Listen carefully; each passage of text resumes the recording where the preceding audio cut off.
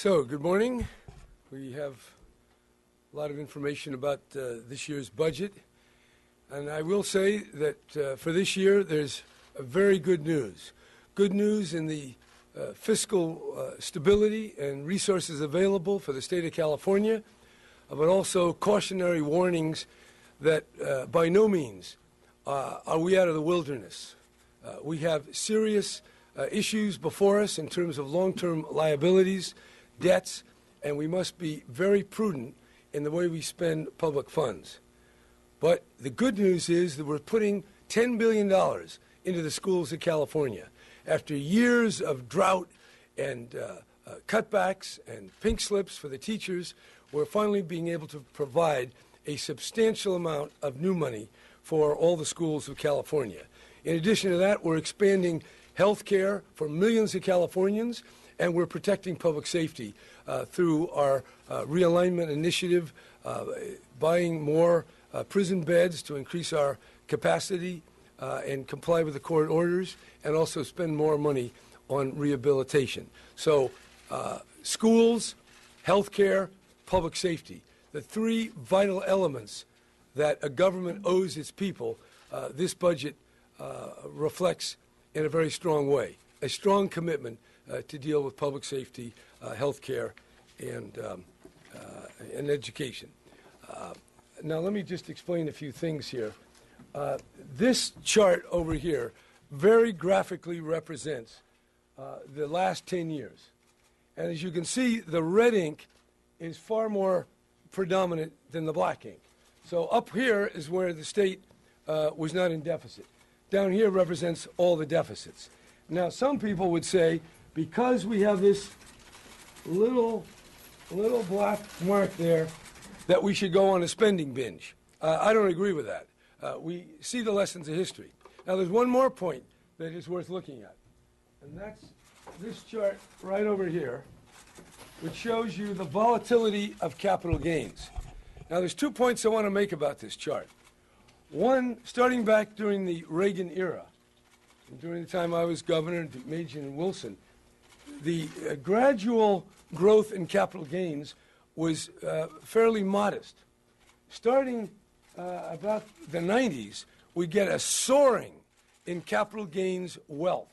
But of course, the capital gains, so this is part of the inequality growth that we're seeing.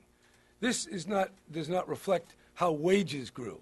This is for that very small piece or part of our society that gets wealth from its stocks and its capital investments. But what goes up just as sharply goes down. It did that once, it did it again, and now it'll, maybe we're not quite sure what it'll do. But we know over time that zigzag will follow us. Now, some people have not seen this chart and have not looked at the data. So they think because we're up here, it's time to spend. In fact, we had 2 governors that occupied the governor's office, and when they were here, they said, hallelujah, let's spend. Down it went. Because the problem up here is that if you make commitments to employee salaries, to programs that are ongoing, then when the revenue drops, you're in a hole. So then you have to borrow. And that's exactly what caused the second chart. And that's why one of the reasons, besides the recession, that we had all that. Now, I've already mentioned most of this, education, the health care. We eliminate $11 billion in debt. We build a lasting rainy day fund. We hold the tuition at the colleges flat. And we have $500 million for more prison capacity and offender rehabilitation. So the big story here is that we are investing in education. That's the big takeaway of the positive and the health care. But the second point is we got lots of long-term liabilities. So a lot of programs are very attractive and may have very positive values, or may not, depending upon how when you get into them. But when you have this level of long-term liability, it isn't time to just embark on a whole raft of new initiatives when we still have this kind of liability. And that's the problem. California has a strong budget. It is a balanced budget, but it is by no means a budget free from liabilities. The teachers' retirement fund is an immediate and serious one. The wall of debt, that's 24.9 in this budget. We take it down to 13.1 because we're going to pay off the deferrals to local government. So all in all, this is a wise allocation of the public funds, and it does represent prudence in how we proceed. And prudence is never easy. When the money's in, people want to go for it. And we've tried to keep it very measured. And that's really the story, and will be the story of the coming year, how we're able to work with the legislature, with the advocate groups, to maintain our long-term long-term path in reducing liabilities, but investing in the basic services. Be glad to take any questions. Governor, what gives you the confidence on getting a 2-year extension of the prison deadline? Say it again. What gives you the confidence? Well, because we've been negotiating with the various the emissaries of the judges, and I think we're getting very close. We hope we are. And if we aren't, we have the capacity to buy out-of-state beds, as well as in-state. What do you expect the compromise to be? Well, we're in discussions, and generally in these kind of negotiations, they'd rather have us get to the final proposal, and then we can announce that. Governor. Can you address proposals for transition to kindergarten, and then separately, are you planning to declare a drought? Will I address the budget speaks for itself, and I have no comment on other programs beyond that, other than to say I certainly will listen to legislative leaders and members as they make their proposals. But again, wisdom and prudence is the order of the day. And when you see this kind of liability, one has to hesitate before anything too major. All right, the second thing is the drought. We already have the drought task force. I facilitated the exchange of water. Governors can't make it rain, but we'll do everything that is humanly possible to allow for a flexible use of California's water resources. Governor, can you talk briefly, since you talk about prudence is never easy and it's hard and you're preaching prudence today, can you explain a little bit of the thinking again on high-speed rail and the use of the cap and trade money? Because if I may just say, you have critics, as of this morning, on both sides of this debate, supporters of the train and clearly opponents of the train. Yeah, no big project, whether it was the Golden Gate Bridge, the Transcontinental Railroad, or the Panama Canal, was free of very strong criticisms, skepticism, and attack. So that goes with the territory. This is a big project. It was started by my predecessor, something that I had proposed and talked about when I was governor the last time. There is no doubt that California will have millions more people come to live in the state. Many of them will live in Central California. To just add more freeway miles, particularly when already vehicle miles traveled last year was 331.8 billion vehicle miles traveled. We need alternatives, and transit and high-speed rail are part of that mix. And the program that I have set forth strengthens the local rail, the commuter rail, between California, San Francisco and San Jose, in the Southern California, between in the Los Angeles and Southern California area. It reduces greenhouse gases. It ties our California together. We are divided in many respects, north and south, coast, and the center of the state. We have to pull together to form a greater community. And the high-speed rail serves all of those functions. And that's why I think it's in the public interest. And using the money from cap and trade, which is the results of deterring greenhouse gases, is very appropriate. While it's also appropriate to spend a lot of that cap and trade money in the way that I proposed, in lower income communities and dealing with a lot of pollution and greenhouse gases. But there's no doubt that the high-speed rail is a reducer of greenhouse gases, an enhancement of the quality of California life, and a bringing together of the various regions of our state. And so to those who say you're trying to prop up a system that you can't spend money on the train now with the court rulings and everything else? Well, the alternative would be not to spend the money. And we do need that money, and we're going to spend it. I mean, you know, we are in an age of minds that aren't, you know, no one's talking about the Marshall Plan or putting a man on the moon or the Transcontinental Highway. But I think California is still that generator of dreams and great initiatives, particularly in the private sector, but still also in the public sector. And I think high-speed rail is worthy of this state. It said on the building, bring me men to match my mountains. Another way to say that, give us the dreams to match our capabilities. And I think the high-speed rail fits into that, and I think the cap and trade is a very good source for that. And, you know, it's not the general fund. It's coming right from sources of pollution and going right to reduce pollution. Yeah. Governor, the state teacher retirement system has huge unfunded liabilities. Why is there no money in this budget to address that? Quite frankly, how we do that, how much from what funds, what do the teachers do, what do the school districts do, how does the state handle this, is going to be quite contentious. And I've set forth a period of time to meet with all the stakeholders and work it through. It's going to be daunting. It has to be done. And sometimes it's hard to get things done until people really see the disaster ahead. So I'm fully aware of it. If the legislature can do it this year, fine. I think it's going to take a little longer. But I'm fully committed to it. I certainly want to reserve fiscal capacity in our budget so that we are able to pay it when we can form the agreement. Governor, trial courts are saying that if they can't keep more of their reserves, they're going to have to make serious cuts.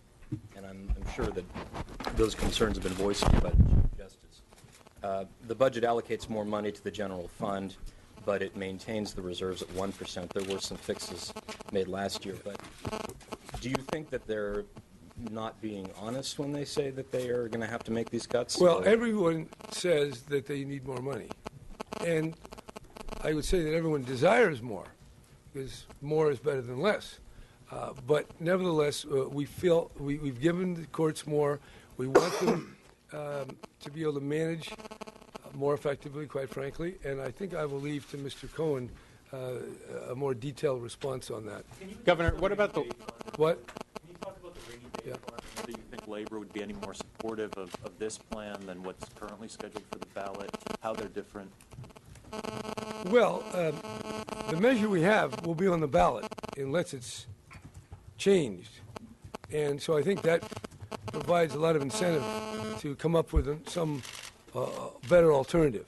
And my goal is to get a rainy day fund that is more flexible, that is workable. And that's the goal. We are certainly looking to legislative leadership and their ideas, but we do need a rainy day fund to help us. And the reason for that rainy day fund is the volatility. So with that zigzag up and down of capital gains spending, the only way to offset that is to have money in reserve. And that's what I intend to do. Unless people want to not tax capital gains, and I think that would be a much heavier lift. Governor, what about the water bond? Do you expect to have the water bond on the ballot this year? That would be no. How about how your rainy day I'd proposal leave is that to Michael. These you're talking about the cap, and those things are rather technical. And the difficulty in drawing one is you don't know what the world's going to look like in a few years. And they're all premised on flows of money in, and the money comes in at different times. And sometimes, for example, in the cap that exists today, it doesn't allow spending down debt. It counts that as just spending.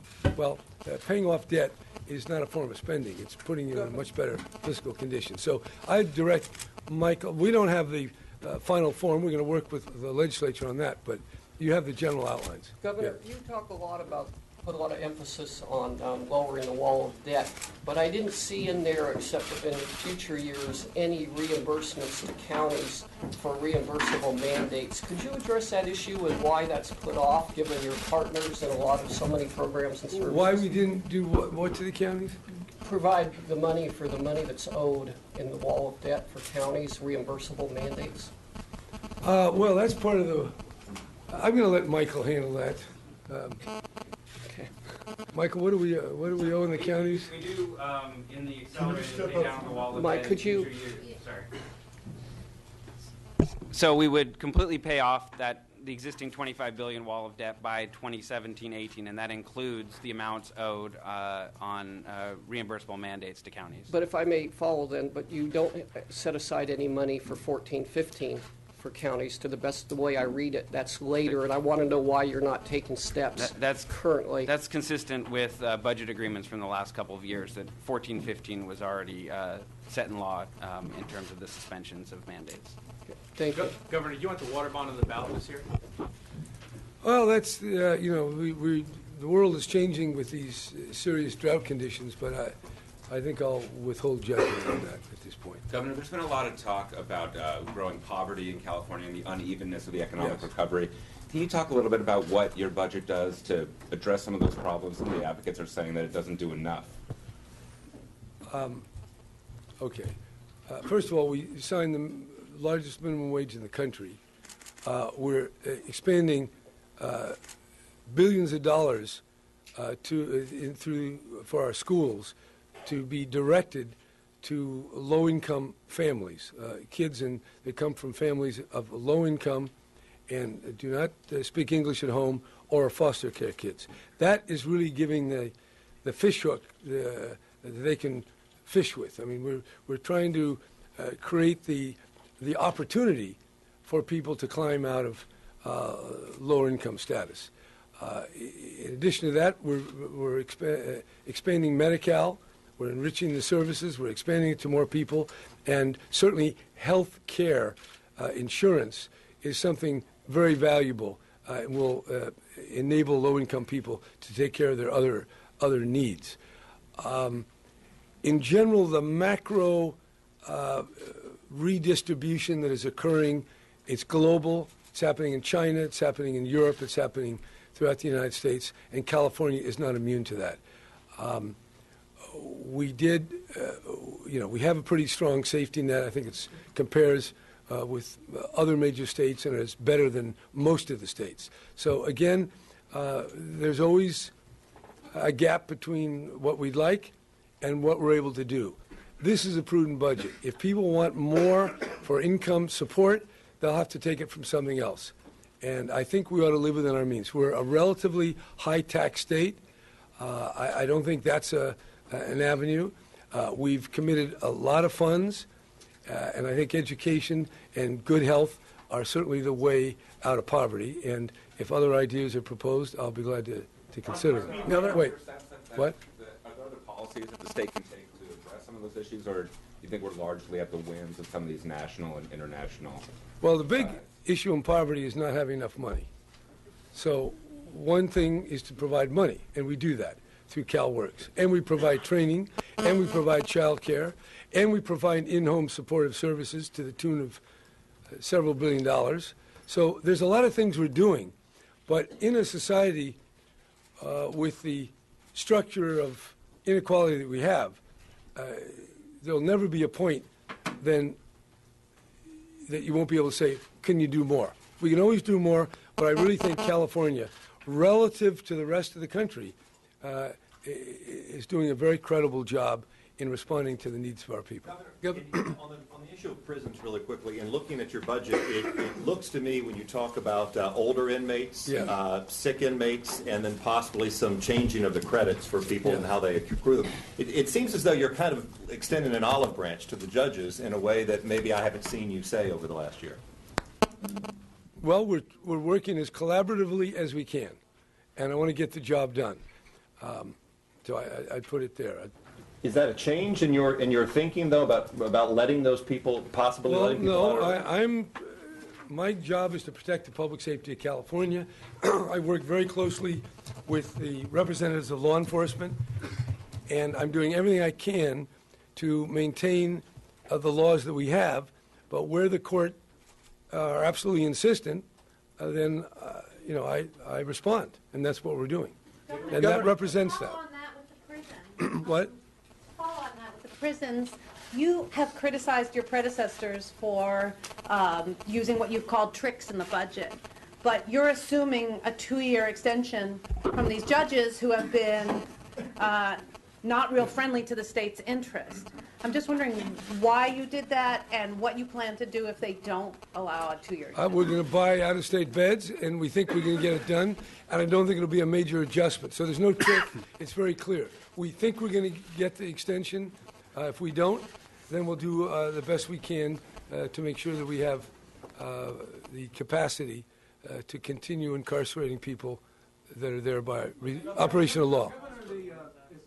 General fund, but in the special fund, to implement the fracking regulations that go into place this year that you signed, do you know how much of an increase you're setting in the per barrel regulatory fee and how many positions you're going to be able to create so that you can assure the people of California you're going to carry out this? I'm going to leave that to Mr. Cohen. I will say we are increasing our inspectors for the trains. As you know,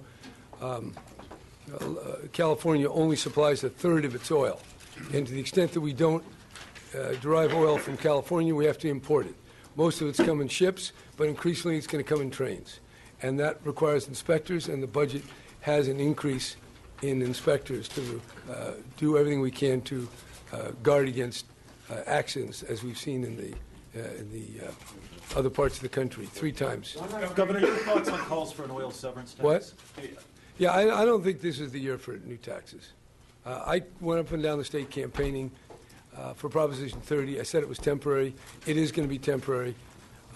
And I just think we ought to do everything we can to learn to live within our means before going back again and trying to get more taxes. Governor, you talk about the history of the budget and how people made poor decisions in the past that led to some of these deficits, locking in new spending. What makes you think that this time is going to be different?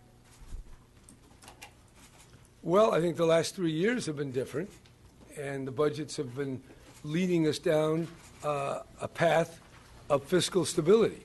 And when I ran for governor, I said, no smoke and mirrors. I'm going to tell you the truth. And the truth is we've been paying down debt. We've been cutting programs. We got the people to approve of taxes. And we'll do it, continue to do that. I see no reason. Governor, given these large surpluses, in retrospect, was Prop 30? Wait, I don't. Well, no, wait, no. I just want to look at that. No. That little. Look how little that is. Compared to that, I mean, that says it all. The rest of my question, Governor, was given the projections that there are some surpluses, I won't say they're huge. In retrospect, did we need Prop 30?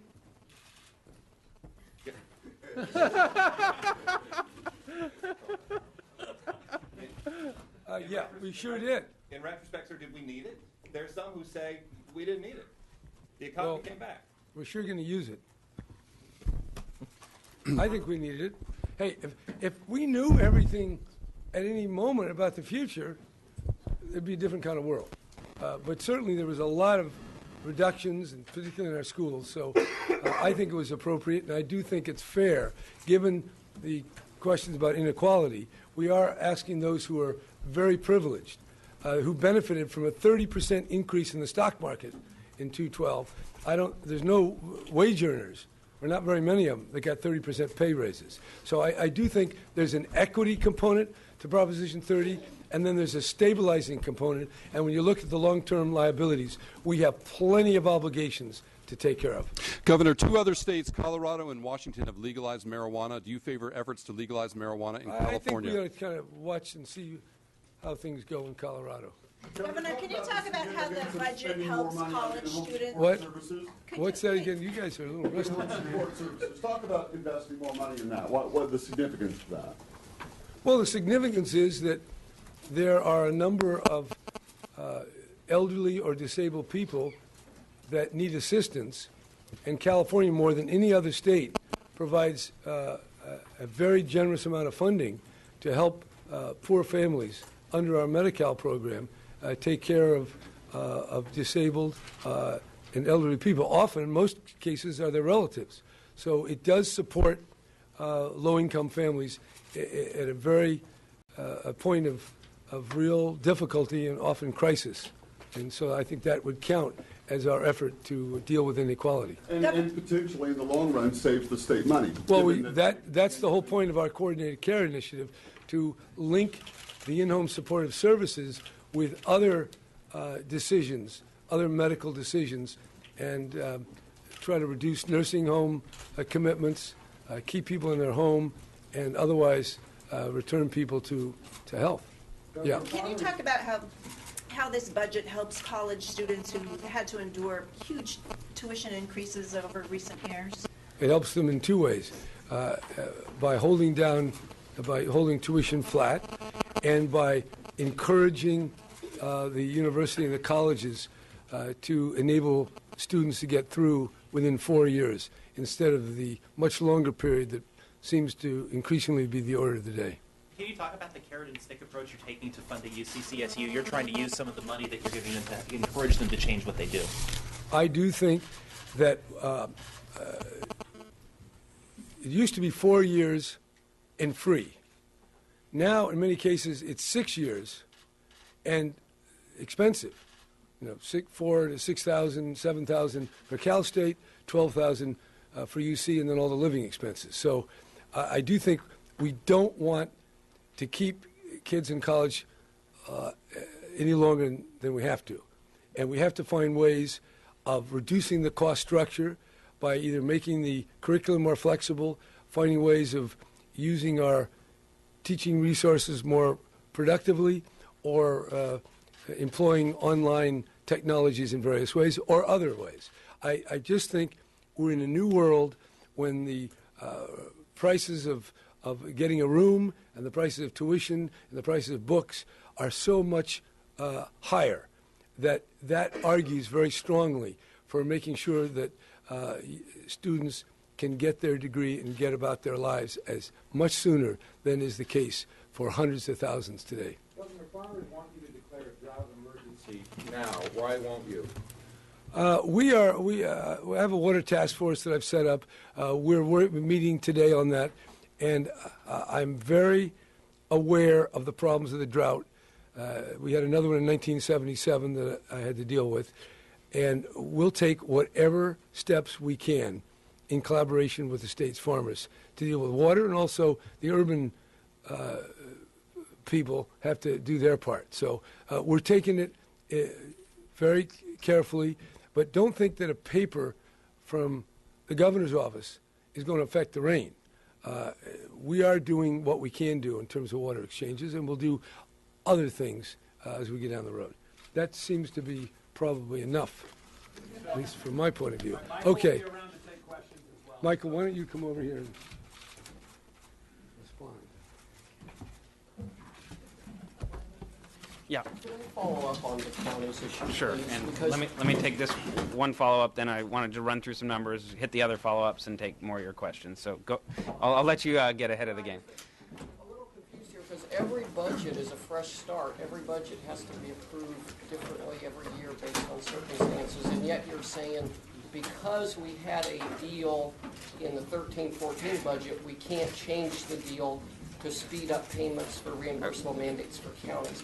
I don't quite get that, and maybe you can explain that a little bit. Sure. I mean, basically, this modest surplus there is the cumulative result of all of the agreements we've made over the last few years. So if we just sort of started afresh and scrapped all the agreements we've made since Governor Brown took office, we wouldn't have a surplus at all. So we're very committed to paying down the wall of debt, as you know, very committed to our county partners, and we are very much supportive of paying off the mandate dollars that we owe them. It's just a matter of picking which liability in which year, and this year we've put an emphasis and a priority on making sure schools have their deferrals eliminated and eliminating the economic recovery bonds. Sure. So as people leave, I did just want to give a public thank you to all of the staff of the Department of Finance who worked very hard on putting together the budget, as well as everyone else in the administration. This really is a major team effort that requires an unbelievable amount of work from everyone in the administration, and I just wanted to thank all of them for that. To run through just a couple quick numbers before I hit the follow-up to the questions.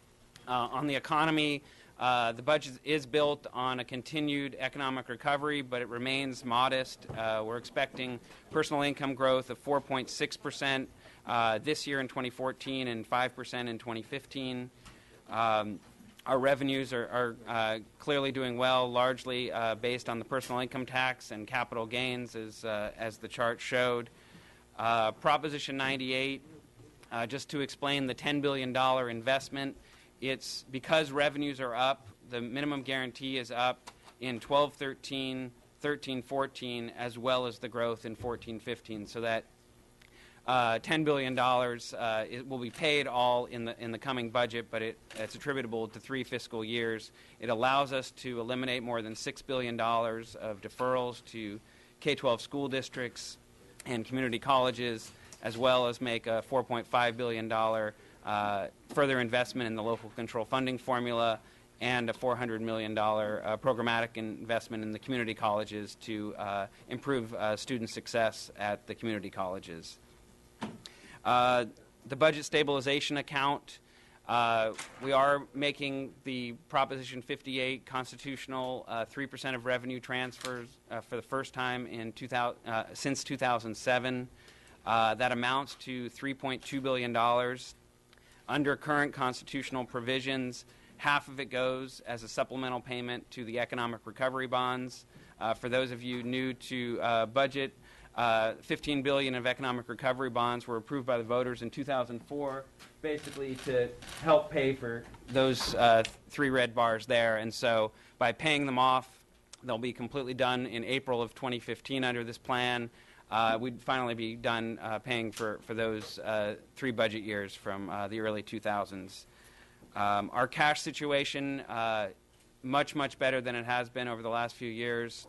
There are no cash deferrals to our local governments or schools, and our annual cash borrowing that we do to meet cash flow is down from where it's been. We're assuming $3.5 billion this year, which in the current year we're doing $5.5 billion, and it's been a much higher level in previous years. Moving on to follow-up questions, and then I'll take yours. So first on the corrections questions, just in terms of how we built the budget, we needed to assume something. Negotiations are still ongoing with the 3-judge panel, as you heard. So we've assumed a 2-year extension, and if we get that 2-year extension, based on SB 105 last summer, we do have $81 million in the recidivism reduction fund that allows us to make investments to reduce recidivism and prevent future crimes. If we don't get the extension, the money is still in the budget, and we won't have a budgetary problem. We'll just have to change what we're spending those dollars on, and we will change our focus more to capacity to avoid early release, as opposed to being able to make those $81 million in investments. The court reserves. It's not really a dollar issue. It's more a where the reserve funds are. So what the reserve policy change from 2012 does is it moves reserve funds to the state level judiciary under the Judicial Council's control rather than local individual courts. The reason for that is there was great disparity among individual courts, and it's sort of one of the key final pieces to 1997 moving to a state-funded trial court system where the council will be able to figure out where the highest and best use of those dollars have been. We do add $100 million in the budget for trial courts to help them continue to transition to the new system. Rainy day fund, just to walk through that. So under the current Constitution, Proposition 58 was approved by the voters in 2004. It requires a balanced budget and an annual 3% transfer into the budget stabilization account, the rainy day fund, unless suspended by gubernatorial executive order. There's ACA 4 that's scheduled to be on the November ballot. That one is basically driving off a 20-year revenue linear regression, which gets extremely complicated, and as the governor said, there's not much flexibility. In addition, it doesn't do anything regarding Proposition 98. So Proposition 98's requirements are still in place, and the reserve is basically all for the non-98 side of the budget. What we're proposing to do is we're not changing any of the Proposition 98 calculations, but we are smoothing out the spending of those dollars over time. We're basically asking for a constitutional creation of a Prop 98 reserve so that we can avoid the types of layoffs that schools had to endure during the Great Recession. Another big change would be instead of basing it on this 20-year revenue regression, we'd instead base it on our most volatile revenue source, capital gains. So any year in which our revenues are based on more than 6.5% capital gains, the extra increment would go into the rainy day fund. Final big difference, I think, from current law and ACA 4 is the ability to pay down debts and liabilities. So under ACA 4, you wouldn't be able to make sort of extra supplemental payments on any of these things. What we've done to date and what we want to propose continuing to do is kind of balance saving money for the future as well as chipping away at all of these huge liabilities. And so the amount of money wouldn't change, but whether you could spend it, you would either be able to spend it on extra payments on liabilities or put it into the rainy day fund. So I think that covers that. Just hit me if I missed a follow-up question, but otherwise let's go to Anthony. Yeah, I'm sorry, I caught his eye first. I've got a question about these infrastructure finance districts. Yeah. This is sort of to replace redevelopment. It says the administration will work on legislation to make it easier for locals to raise money, including a 55% vote. Is that a tweak of Prop 13? No, absolutely not. So how infrastructure financing districts exist in state law today, and the two-thirds vote requirement to create them was a decision by the legislature when they statutorily created the infrastructure financing district. So there's nothing constitutional that would even require a vote of the people on creating an infrastructure financing district, just like there wasn't a constitutional requirement on a vote of the people to create a redevelopment agency. So it's a statutory change. It's a lowering of an existing statutory barrier to their creation, but not a constitutional one, and Prop 13 had nothing to do with. So there wouldn't have to be anything on the ballot Correct. to lower. It's all a statutory change. And the idea is to have a 55% vote of the local to create one of these districts and to approve any bonds that would be sold by the district? Basically, the voters approved the overall construct of that, so they could, in the vote, could determine whether or not they need the bond authority or not. But basically, there's taxing. It's a 50%. What does that mean? There's a 55% vote to decide whether or not you want to utilize tax increment financing. And then same way redevelopment worked, the bonds are then sold as against that tax increment, and so there wouldn't necessarily need to be. So they don't need additional approval no, to sell bonds. They would have the ability to sell bonds. Under the law. The key differences between redevelopment and IFDs is more specific on what types of projects can be funded. You have to get positive okay from anyone, any other local governments that are affected. So redevelopment, they just had statutory authority to take a county or a special district's property tax increment. Right. Here, the special district or the county would need to agree to participate in it, and there's no effect on schools or the state general fund because of their participation. Michael, do you expect that any of the $10 billion in Prop 98 money is going to be used to pay down the cost of CalSTRS? Not in the budget. As the governor said, we are convening stakeholder discussions, and we expect we will have a plan in place for the 15-16 budget, so a year from now. But at this point, the $10 billion is being invested in the local control funding formula and eliminating the deferrals to schools. Michael, can you talk a little bit about the corporation tax? You're projecting that the revenue from Prop 39 is about $150 million less than you thought. Right. And I'm wondering if you can say why you think that's happening. And then similarly, you've got a trend toward large refunds related to taxpayer dispute resolution. What is going on there? Sure. For those of you who've been following the corporate tax for a number of years, you've seen both us and the legislative analysts have fairly large swings in our revenue forecasts from time to time. It's getting increasingly difficult to forecast the corporate tax given all of the tax policy changes that have been made over the last decade. In terms of Proposition 39, the Franchise Tax Board, when it originally passed, was using 2010 tax data as its base estimate. They are now using 2011 data, so 1 year more recent, and changes in individual corporations, how they're distributing their three factors.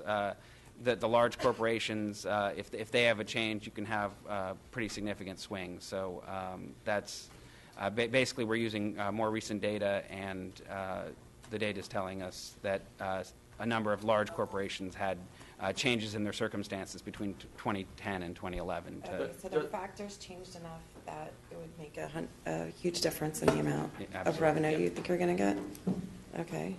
Mike, does it and then, suggest but then that also, corporations have relocated?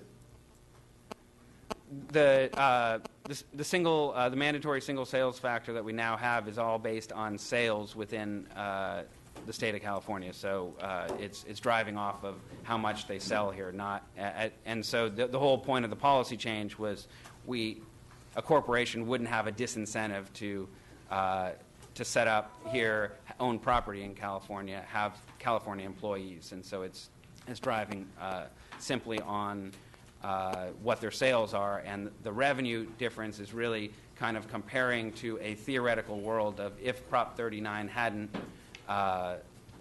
passed, what they would have otherwise paid. So it doesn't have anything to do with change in corporate behavior.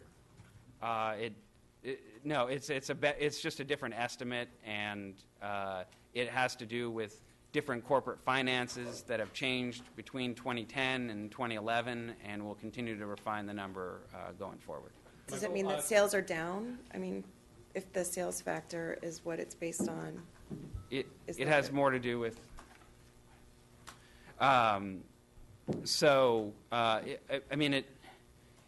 It's all relative to how their sales compare to property compared to payroll. So it's a. Okay. You've got multiple moving parts, and so Okay. I'm not sure you could tag it just to one of those moving parts. can you address the large refunds on tax disputes? Is there any particular type of dispute No, that's it's that, more or? just a general trend based on that some corporations had put funds on deposit in prior years to avoid penalties, and do you know if it's the large corporate underpayment penalty or anything in particular? That's certainly has changed corporate behavior in terms of how much they've paid in certain years, and so we're just adjusting based on how much they ultimately owed versus how much they thought they might owe. Michael, Yeah. talk about why you're expecting a bigger surplus than the LAO expected when they put out their November report. We're actually fairly similar. I think they're a little bit higher than us. They were at 5.6.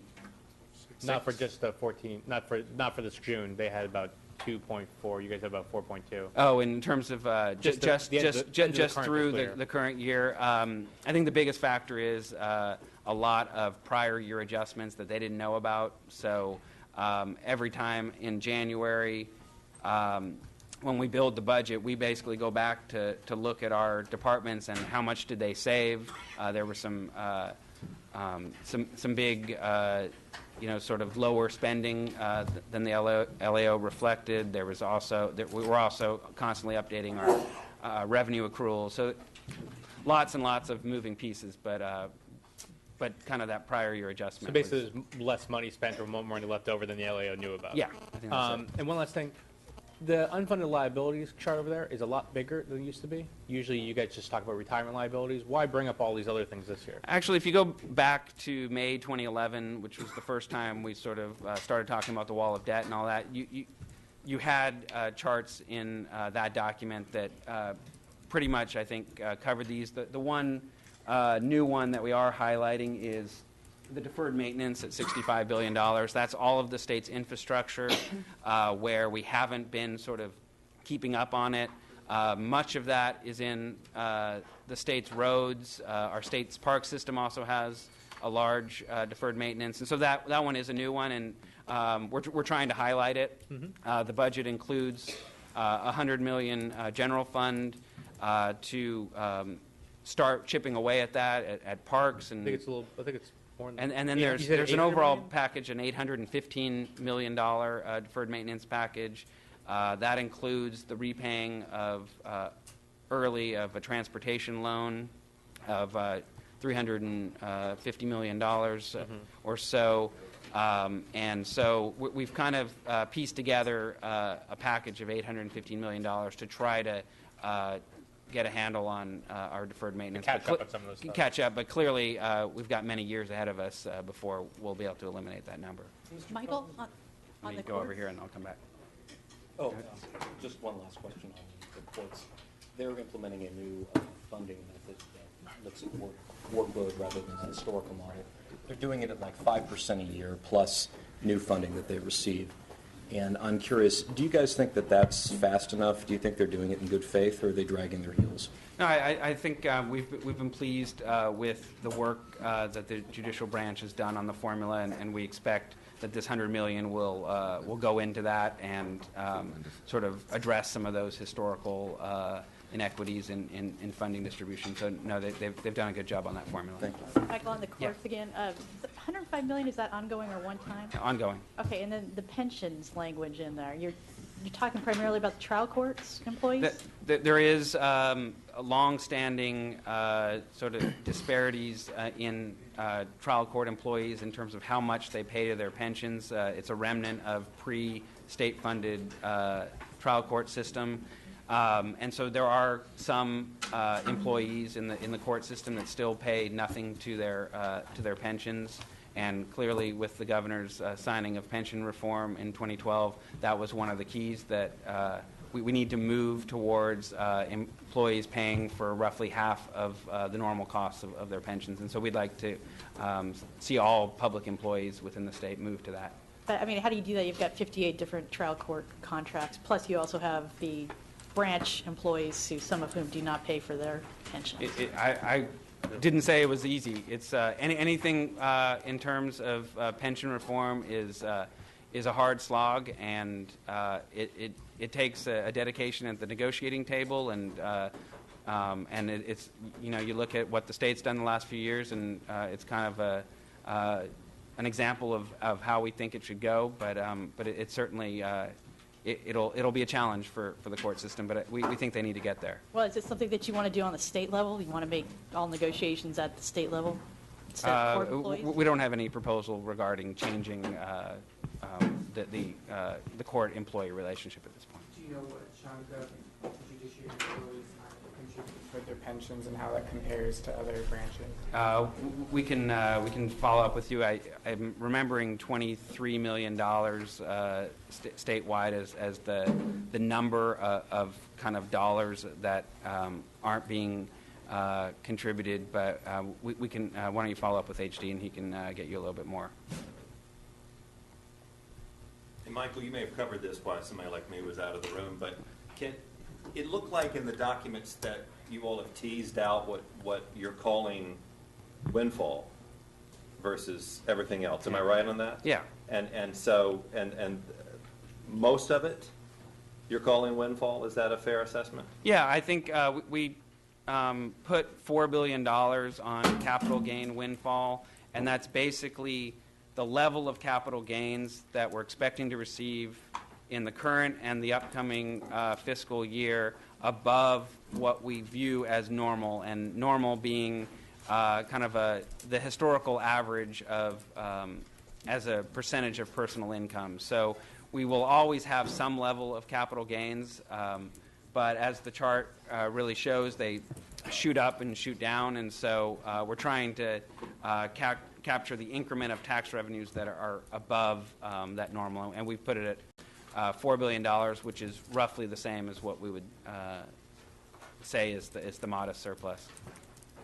Back to the question of corporate refunds. So it's $600 million, and you expect it to continue to rise. Is it because the state was too aggressive in trying to make tax collections? I mean, to what do you attribute this? Well, we've changed our tax policy to, and this is kind of late 2000s to try to, part of the way they were balancing the budget was changing tax policy to try to accelerate revenues into earlier years. So to the extent we're seeing higher refunds now, I think that's certainly one of the factors that if it was done to accelerate money and not actually change any liability, this is sort of part of the catch-up phase. Do you guys want to add anything? Okay. Well, net operating losses were suspended, and now people are going to be able to kick those back in. Is that we factored all of the legislative changes like the NOLs into our forecast, but I can't tell you that we won't be standing up here a year from now and I won't be talking about major adjustments to the corporate tax. It's become very, very difficult to forecast because of all of these complicated law changes that have been made over the last decade. So to the best of our ability, we factor in the behavior that we're expecting based on the laws.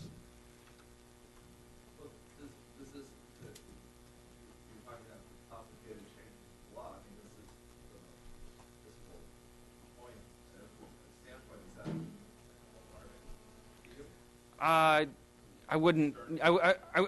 Concerning certainly, the corporate tax is sort of roughly a $10 billion tax, so roughly 10% of our general fund revenues, and to have hundreds of millions of dollar swings in a tax that we're not able to pinpoint exactly what's causing them.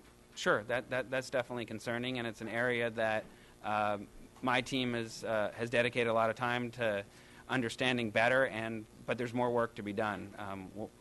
We'll certainly keep working at it, because I do want to understand what's going on with the corporate tax much better.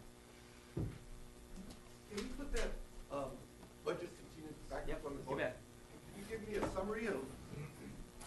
Sure. Okay. So basically, this chart is a reflection of the benefits of Proposition 30. When you look at the Proposition Minimum Guarantee, this is guaranteed funding for K-14 schools, so K-12 and community college. We were down at $47.2 million. We're now, in the upcoming year, expecting to be at $61.6 billion, growing to nearly $70 billion over the next few years. And that's clearly the benefit of the extra revenues provided by Proposition 30. Anyone else? All right. Thanks a lot. Thank you.